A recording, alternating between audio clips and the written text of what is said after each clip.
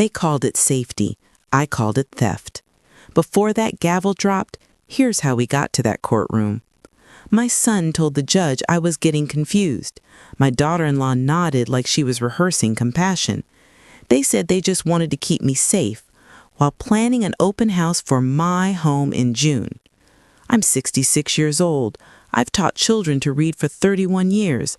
I still balance my checkbook to the dime. But somehow a small fall on a sidewalk became proof I needed protection.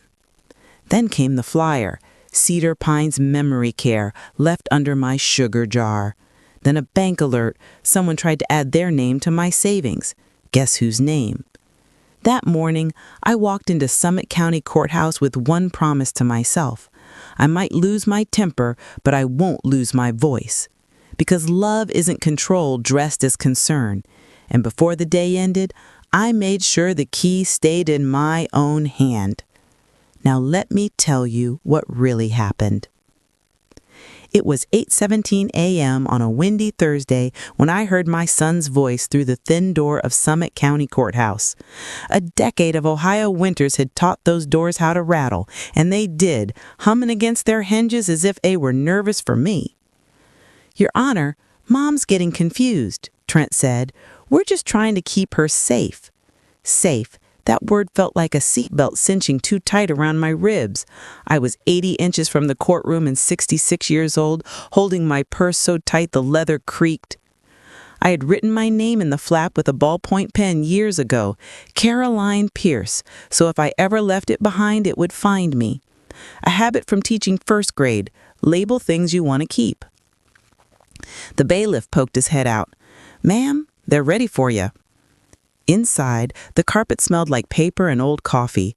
A framed map of the county hung crooked behind the judge. Trent stood at the petitioner's table in a navy blazer he wore to job interviews and weddings, the blazer that made him look like a man who returned calls and paid bills on time. Beside him sat Marla, in a blouse the color of wet clay, the exact shade you pick when you want people to call you reasonable. "Good morning, Mrs. Pierce," the judge said. "Please take a seat." I sat. The wooden chair pinched at my hips like a fussy ant. A county attorney nodded at me, polite but efficient, then arranged a stack of papers with the briskness of someone who had 10 more hearings before lunch. For the record, I hadn't wandered away from home, left a stove burning, or mistaken toothpaste for lotion. 3 months earlier, I tripped on a cracked sidewalk outside the griddle house and sprained my wrist. No head injury, no confusion. But somehow that stumble had grown into today's emergency guardianship hearing, filed by my son and encouraged by my daughter-in-law, whose smiles never made it to her eyes. The county attorney started. She talked about executive function and instrumental activities of daily living, about how aging can turn a simple day into a maze. She listed the ways I might be slipping: the burnt toast, the missed recycling day, the Sunday I wore 2 different earrings to church. She left out the casserole I made for our neighbor's bereavement, the fundraiser I organized for the library's summer reading program, and the way I still balance my checkbook to the dime. Trent's attorney stood. "This is not about control," he said, voice warm with rehearsed kindness. "It's about protection." The judge turned to me. "Mrs. Pierce, do you understand what a guardianship entails?" "I do, sir," I said. 31 years with 6-year-olds will teach you how to project your voice without being loud. It means I hand my keys, choices, and voice to someone who thinks I'm a problem to be managed." A soft cough came from the back row.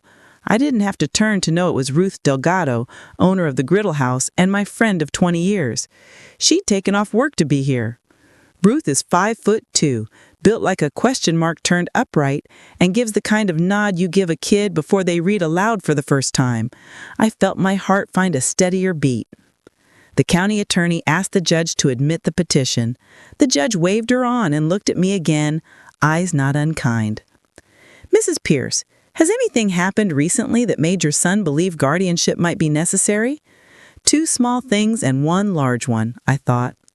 The first small thing, a flyer for Cedar Pines Memory Care, tucked under the sugar canister in my kitchen.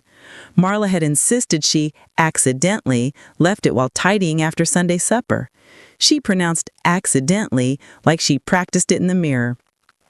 The second small thing was not small.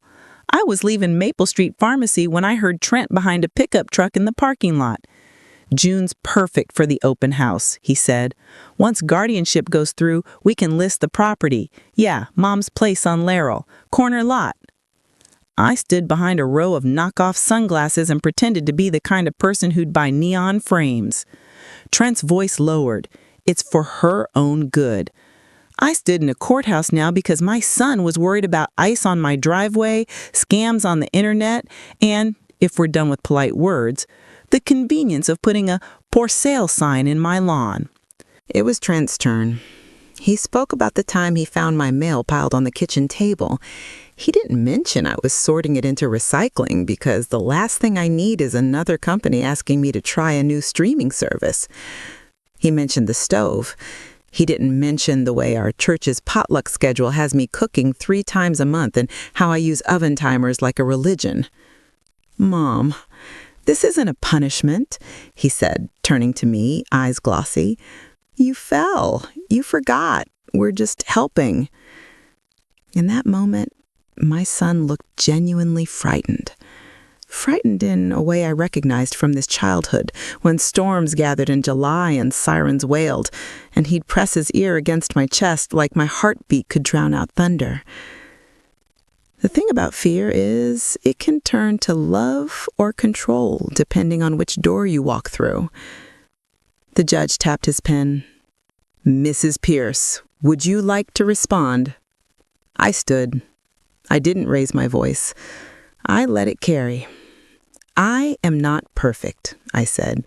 "Sometimes I call a spatula a flipper. I once put cinnamon in the chili and pretended I meant to. I did trip. I sprained my wrist. Trent bought me a wrist brace and I wore it like he asked. I'm not reckless.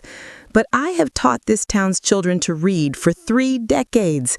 I paid a mortgage on time for 33 years. I run the Wednesday knitting circle at the Willow Community Center. If safety is the goal, I can hire help to shovel snow. I can put my pills in a day-by-day box. What I won't do is surrender my life so it's easier to sell my house." In the back row, Ruth nodded. The bailiff coughed into his fist and looked at his shoelaces, maybe thinking of his own mother. The judge leaned back and studied my face like it was a paragraph he wanted to understand. He turned to the county attorney. "I'm denying the emergency petition." He turned to Trent. "If you have ongoing concerns, you can file for a full hearing with evidence. Mrs. Pierce, I strongly recommend you meet with senior services to set up supports on your own terms." The gavel's thud landed like oxygen. Out in the hall, Trent caught my elbow. "Mom, why are you being so stubborn? We're trying to help you." Was that what the open house sign was for? Helping me? He blinked, startled, then offended. Marla stepped in, smooth as a brochure. "We were just exploring options, Caroline. Simplifying. You don't need all those rooms." "Maybe I don't, but I'm the one who gets to decide when and where I live. That's what adulthood is. You remember it, Trent. You were so proud when you moved out." He let go of my elbow. For a second, he looked like my boy at 12, caught stealing jawbreakers from the drugstore, furious at being seen. Then the mask slid back on. Ruth drove me to the diner. The griddle house smelled like coffee and butter and the comfortable urgency of breakfast. People slid into booths and talked about the weather like it owed us money. Ruth set a plate of scrambled eggs in front of me and, because she's Ruth, pretended not to notice I wasn't eating. "You know, Lena," only Ruth still calls me Lena, "you taught my Maddie to read when her daddy left. She says you made the letters feel like friends she could keep. Maybe it's time you keep a promise for yourself." "What promise is that?" "That you wouldn't be the last person you care for." That afternoon, I called Senior Legal Helpline and Aging and Disability Services. The next morning, I met with Maya Patel, a social worker with sensible shoes and court-ready bluntness. She laid out a notepad between us and wrote a list like it was a grocery run. Hire Eddie from Birch Street for snow and lawn, get pre-sorted prescriptions from Maple Street Pharmacy, install a video doorbell, put a lockbox on the spare key, draft powers of attorney naming someone I trust, Ruth, for health decisions if I'm truly out of it someday. Write a simple will that turns my house's eventual sale into a scholarship fund for the town's reading program. You're making your own scaffolding, she said. That's what independence is. Structure you choose. I also called Doris Lowe at First Union Bank. Doris has known me since we both wore Aquanet and believed in matching our pocketbooks to our shoes. I said, put alerts on my accounts. If anyone tries to add their name, you call me and the police. Done, Doris said. How's your wrist? Stubborn, like the rest of me. That evening, the sky turned the purple of overripe plums, and I wrote myself a letter at my kitchen table. Open when you're tempted to shrink to keep the peace, I wrote on the envelope. Inside, I slid the spare key to my front door on Laurel Avenue, tied with a red yarn. I left the envelope with Ruth to hand back if I ever started mistaking compliance for kindness. 2 days later, I drove to Willow Creek Commons, a no-nonsense 55-plus community 5 miles across town with garden plots and a small library nook. The manager, Tony, wore a denim shirt and the relief of a man who's seen adult children make messes and seniors clean them up. The Commons smelled faintly of lemon oil and the warm wool of crocheted throws. A pot of coffee gurgled on a side table as if it had been doing that for 30 years. I needed 2-bedroom, I said. One for me, one for books and guests. He pulled a key ring from his pocket, heavy as a jailer's. Unit 2C is open, corner, afternoon light. We walked down a hallway where someone had pinned a flyer for cheer yoga beside a notice about water aerobics. The apartment had an oven with knobs I could read without a magnifier, a balcony big enough for 2 lawn chairs, and a view of a maple tree that did not care about my troubles. I put down a deposit before the coffee cooled. When I told Ruth, she whooped so loud 2 customers dropped their forks.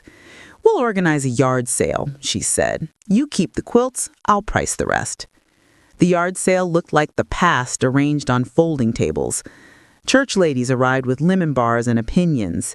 Eddie hauled furniture. Doris came with a stack of neon stickers and the kind of glee reserved for people who love labeling. A young woman with a baby on her hip picked up my old rocking chair and rocked once, twice. She said, my granny had one like this. How much?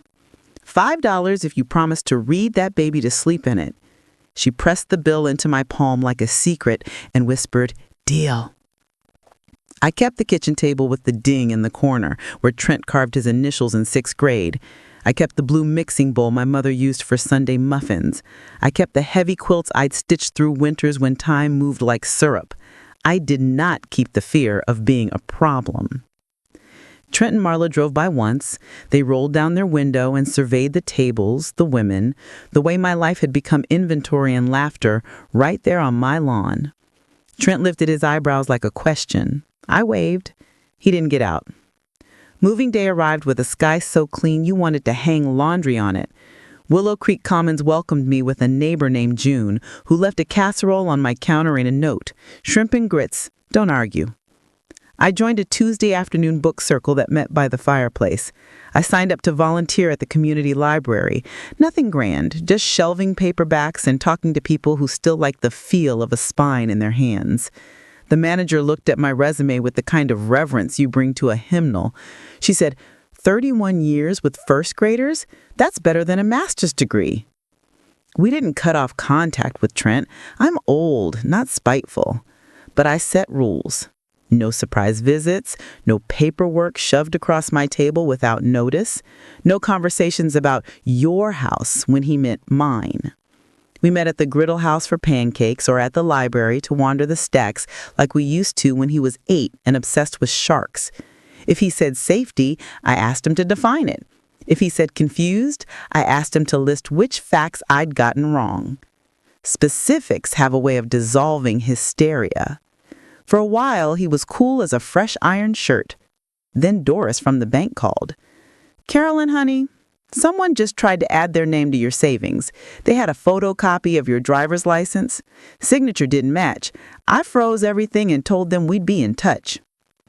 Who was it? I asked, though my tongue already knew the shape of the answer. Marla, Doris said, and waited. I went very quiet, not because I'm fragile, but because anger does terrible things to a voice when you let it drive. Thank you, Doris, I said. You did exactly right. That evening, I set my pre-sorted pills on the counter, turned on the little lamp that makes ugly rooms kinder, and dialed Trent. Meet me at the library tomorrow at 4. Bring Marla. They arrived 10 minutes late and together, like matching bookends, and stood in front of the local history shelf as if they'd planned their poses. I need both sets of keys. The house on Laurel is mine. The apartment at Willow is mine. You don't need copies for emergencies. I have neighbors, I have Ruth, and I have a lockbox on my door with a code only Senior Services has. Trent scoffed. Mom, this is ridiculous. Ridiculous was trying to add your name to my savings. He blinked. Marla opened her mouth with something that started as indignation and ended as nothing at all when she saw my face. I love you, I said to my son, but if you can't tell the difference between help and control, then we're going to see each other only at funerals and parking lots. A child at the far table turned from his dinosaur book and watched us with the grave interest children reserve for melodrama in public places. I dropped my voice. Keys, Trent. For a second, he looked at his shoes like they might suggest an exit. Then he reached into his blazer pocket and set 2 keys on the table, 1 brass, 1 silver. Marla's hand hovered over her purse, then withdrew empty. Thank you, I said, and put the keys in my pocket with the same care you reserve for babies and eggs. We walked to the front desk. I checked out a book of Mary Oliver poems and a novel with a bright yellow cover. In the parking lot, the wind slapped a paper flyer against my calf. Cedar Pines Memory Care, the headline shouted in cheerful font. On the bottom, in smaller letters, a ribbon of text, Open House, June 15th. I went home and made tea. I sat in my new chair and listened to traffic through the screen door. You can measure a life by what you hear at dusk. Lawnmowers, a dog barking at a squirrel, teenagers laughing 3 houses down. We were a town. We were people who took out trash on Thursdays and put flags in our yards in May. 2 weeks later, Willow Creek hosted a dance night. A retired mailman named Earl asked if I liked a two-step. I like to try, I said. My knees complained, my shoulders did not. Earl wore a shirt the color of a robin's egg and smelled faintly of aftershave older than our mayor. He held me with the respectful distance of a man who believes women have boundaries worth honoring. We moved, creaky and delighted, around the room. Grown-ups learning something new has a particular sound, relief mostly, and a kind of shared laughter you only hear when pride has been set aside. In October, leaves puddled on the sidewalks and the air took on that bright, thin quality that makes you want soup. I started a Tuesday night readers group at the community library for women who used to be someone's everything and weren't sure what to be next. We read The Storied Life of A.J. Fickrey because second chances are underrated. We ate store-bought cookies and no one apologized for the frosting. Ruth came most weeks. She sat with her back to the windows and the face of a woman who has spent her life handing people plates and refusing to hand them excuses. Do you notice how women apologize for taking up space? She asked one night, dunking a cookie into her tea. We say sorry for surviving. Not in this room, I said. Not anymore. On the first frost morning, my phone buzzed with a text from Trent. Mom, I'm sorry. I told myself I was protecting you. Truth is, I don't know how to need you without controlling you. Can we start over? I stared at the screen a long while. The sky brightened with the slow confidence of November. I typed, boundaries are how I love you and myself at the same time. Dinner at Griddle House, Friday at 6. Bring nothing but good manners. He sent a thumbs up and a heart. Progress. Not a miracle.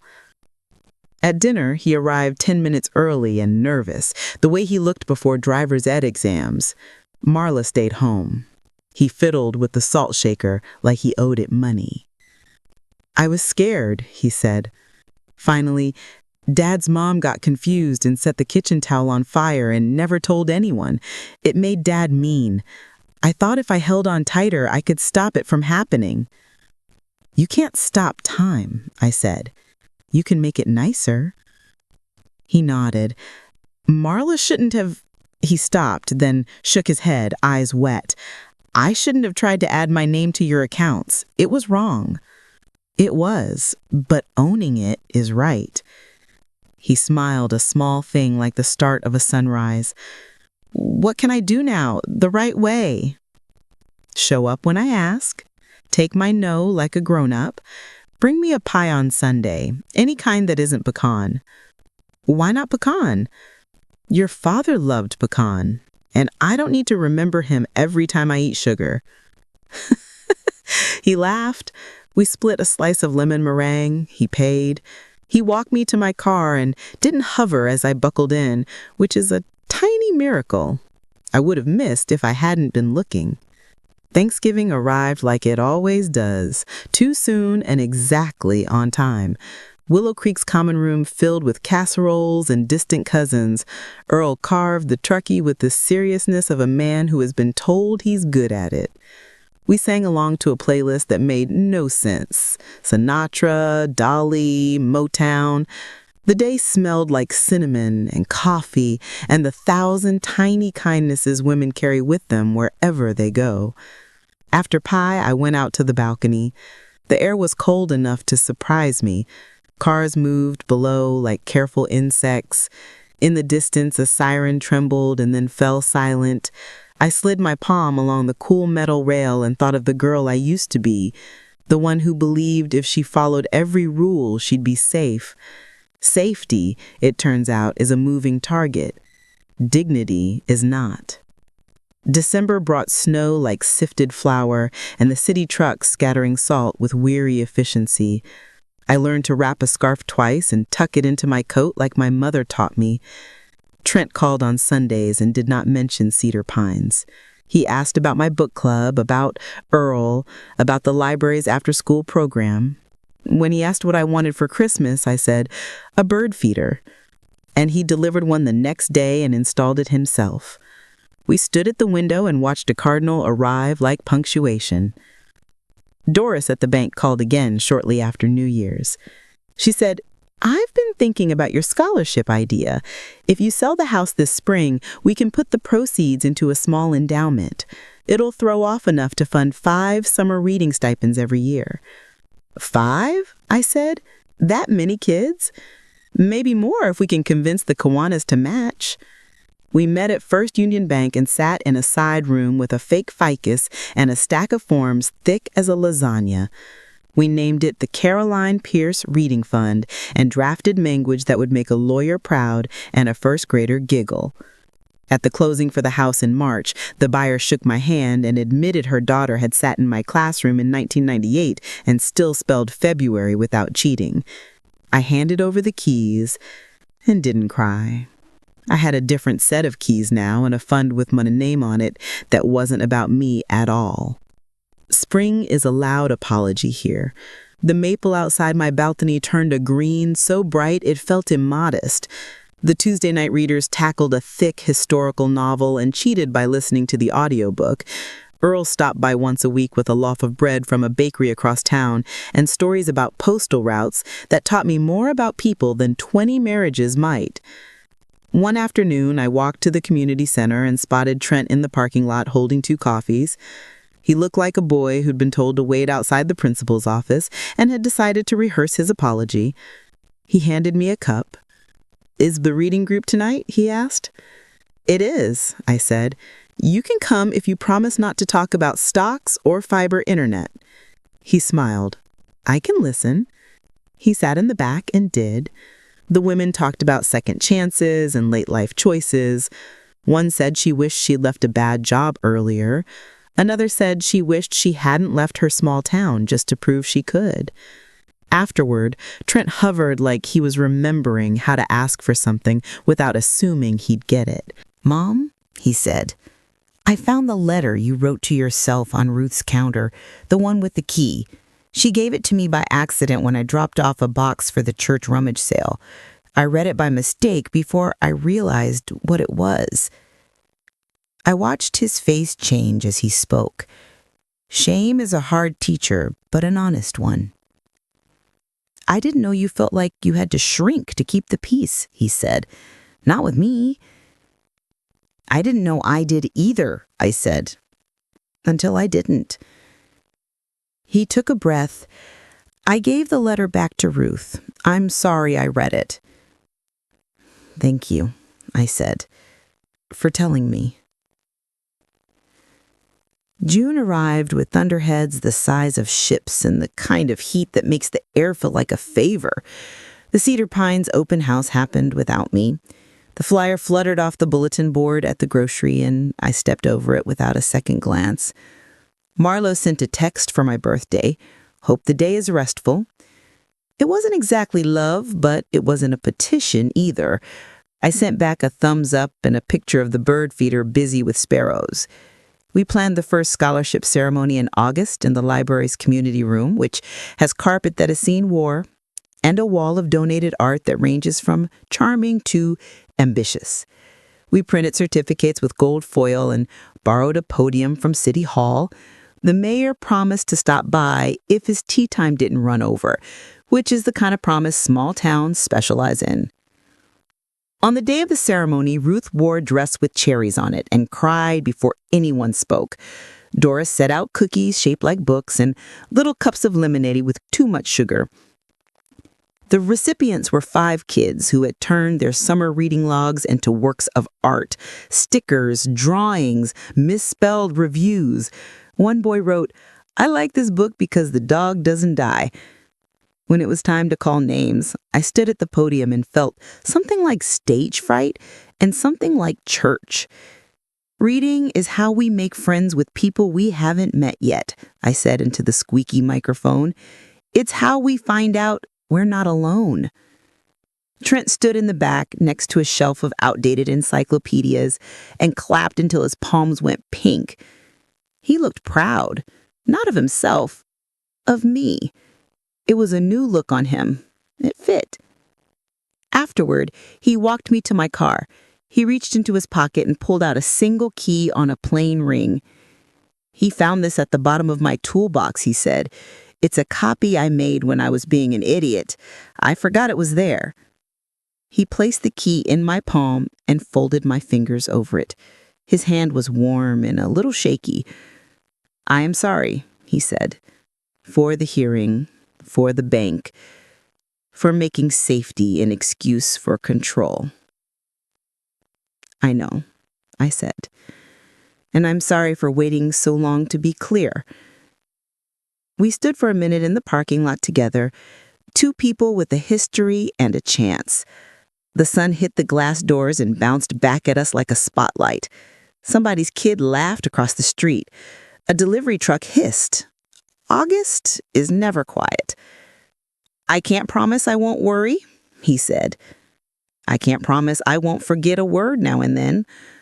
But I can promise I'll tell you the truth about what I need. And I'll keep my keys." "Deal," he said. He looked like he wanted to hug me and like he wasn't sure if hugs were allowed under the new treaty. I opened my arms. He stepped in like a man learning how to be a son again, in public, in daylight. Fall came and the maple went red like a warning and then a permission. I learned the names of the people on my floor and which ones would give you a ride to the doctor and which ones would ask for a favor and not keep score. I walked at the mall when the sidewalks got slick. I bought an electric throw blanket and a canister of fancy cocoa that made me feel like a woman in a commercial. I taught Earl to text with punctuation. One night I woke at 2 a.m. and couldn't find the word for colander. I stood in my kitchen whispering, "Strainer, strainer," and it would not arrive. I panicked the way you do when your own brain speeds away without you. I put my forehead on the cool cabinet and breathed until my breath sounded like a lullaby. "Strainer?" I said aloud. "The word is strainer." I laughed into the quiet. The next morning I told Ruth. "You know what I call it?" she said. "The pasta sifter. Makes no sense and gets the job done. Words are just tools, Lena. You can't be married to the brand." In December, snow came sideways and the town turned into a postcard. And then the postcard turned soggy and black around the edges like somebody took it out of the mailbox during a storm. Trent called to say he and Marla were taking a break. He did not offer details, and I did not ask for them because sometimes love means putting tables between yourself and information you can't use. "Do you want to come here for Christmas Day?" I asked. "We're doing soups and sandwiches and a viewing of It's a Wonderful Life with 6 women who will talk through the whole thing." He laughed. "I'll bring rolls." He arrived with 2 bags of Parker House rolls and a face that looked relieved to be asked and nervous to be welcomed. He helped Earl set up chairs and told June the weather this week was a liar. We ate soup hot enough to steam our glasses and laughed in the way you do when you have decided to let the day be what it is. When the movie ended and everyone left in 2s and 3s, I walked to the balcony again. It was cold enough to hurt my teeth. The parking lot glittered under the security lights. I slid my hands into my coat pockets and felt the familiar shape of a key. I pulled it out. The brass was worn smooth like a river stone. It belonged to the house on Laurel once, the home that had made me a mother and a mortgage payer and a woman who knew how to scrape paint herself when a man didn't show up. I put the key on the balcony rail and looked at it until it looked back. "I'm not who I was when you fit the lock," and the wind took the sentence and set it down somewhere I couldn't see. In March, the Tuesday night readers met to choose our spring books. We argued about whether thrillers count as literature. They do. And whether audiobooks count as reading. They do. A woman named Deborah, who had been someone's caregiver for 18 years and now did not know what to do with her hands, showed up with a bag of yarn and eyes so tired it made my own ache. She sat, listened, and then whispered, "I want to learn to read out loud. I never did it for my kids because I was working double shifts." "That's what we're here for," I said, and handed her a paperback with big print. She read the first page into the quiet room, voice shaking, then steadying. By the bottom of the page, it sounded like a promise kept late and still good. Earl brought me a small potted basil plant in May. He said, "For your windowsill, so your kitchen always smells like you're about to make something." "I am about to make something," I said, "a life that tastes like me." On the anniversary of the guardianship hearing, I went back to the courthouse alone. I sat on the same wooden bench under the same crooked map. My palms didn't sweat this time. I watched people hurry by, all of them carrying their own folders of fear and hope. A young couple argued about a parking ticket. A man in a janitor's uniform hummed tunelessly as he pushed a mop across dull tile. Life moved around me like a river, loud where it hit rocks, quiet where it got deep. I walked into the empty courtroom, stood at the back, and whispered, "Thank you," to the space. Not to the judge or the gavel or the letter of the law, to the version of myself who had stood there a year ago and told the truth aloud. On my way out, I passed a bulletin board featuring flyers for legal aid and parenting classes, and there it was again, Cedar Pines Memory Care, smiling faces and soft focus. I looked at the smiling faces and felt neither anger nor guilt. I felt strangely and simply choice. Outside, spring had taken everything down to green. Cars pulled in and out of spaces. A child held a parent's hand too tight and then not tight enough and then just right. I walked to the curb slow on purpose. I breathed the air in like it might be rationed. By summer's end, the Reading Fund had paid for 6 kids to attend a week-long literacy camp. When we handed out certificates, the smallest girl, bangs crooked, skin knees, one front tooth missing, bounded to the podium and shouted into the microphone, "I can read!" The room erupted like July. Trent took a picture and then another and texted them to me even though I was standing 10 feet away. He leaned over and said in my ear, "You look happy, Mom." "I am," I said, and felt the truth of it ring in my bones. On a humid night in August, thunderstorms stacked over the town like a promise. I sat by the window, watching lightning find its way down.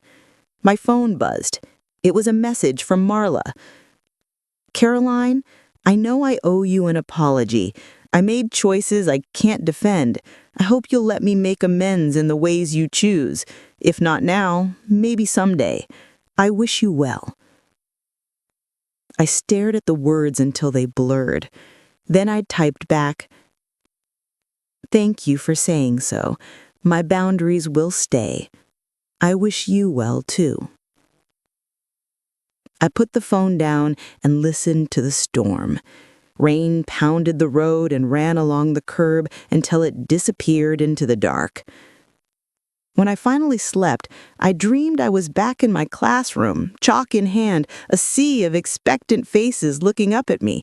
I wrote the word key on the board, and a little hand shot up. "Mrs. Pierce, is it the metal one or the important one?" I said both in the dream, and woke smiling. On the first cool morning of September, I stood on my balcony and scattered birdseed along the rail. Sparrows arrived instantly, bossy and unbothered. The maples shivered. Somewhere below, a garage door clanged shut with the comforting finality of a period. I turned to go inside, and my elbow brushed the little bowl by the door where I keep my keys. I picked them up and felt the weight. 2 for the apartment, 1 for the mailbox, 1 for the community room. A small ring of small powers. I slid them into my pocket and thought, love isn't control dressed as concern. Love shows up, listens, and leaves your keys in your own hand. Then I went to the library because Tuesdays have a job to do, and because somewhere in that building, a woman my age was going to read aloud for the first time without apologizing for it. I wanted to be there to nod before she began. I wanted to hear her voice slip into the groove of a sentence and write it all the way to the period, steady and sure. On my way out, I passed a father and daughter at the returns bin. The girl heaved a stack of picture books onto the counter and sighed with theatrical relief. "That was a lot of reading," she said. The father laughed. "You did it." She glanced at me and grinned, gap-toothed and triumphant. "I can read," she declared, like the small girl in August, like anyone who has ever decided to stay in their own life and learn it sentence by sentence. I said, "Keep the keys to that." I tapped my temple lightly. "What keys?" she asked, eyes wide. "The ones you can't see," I said, and she nodded solemnly, as if I'd told her the location of a treasure buried beneath the swing set. I stepped into the late afternoon and felt the sun find the soft spot at the crook of my neck. Somewhere, someone was turning on a stove. Somewhere a judge was saying denied or granted, and someone's day was opening or closing around that word. Somewhere a woman my age was choosing between appeasement and dignity.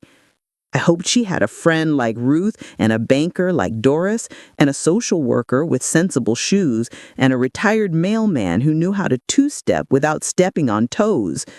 I hoped she had a bird feeder and a book club and a key she could hold up to the light and say, "This one is mine."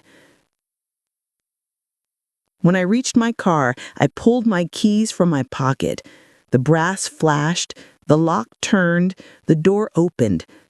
I sat behind the wheel and let the quiet of my own small choices collect around me like a quilt. Then I started the engine and went where I wanted to go, the way I always should have, with both hands on the wheel and no apologies for taking up my lane.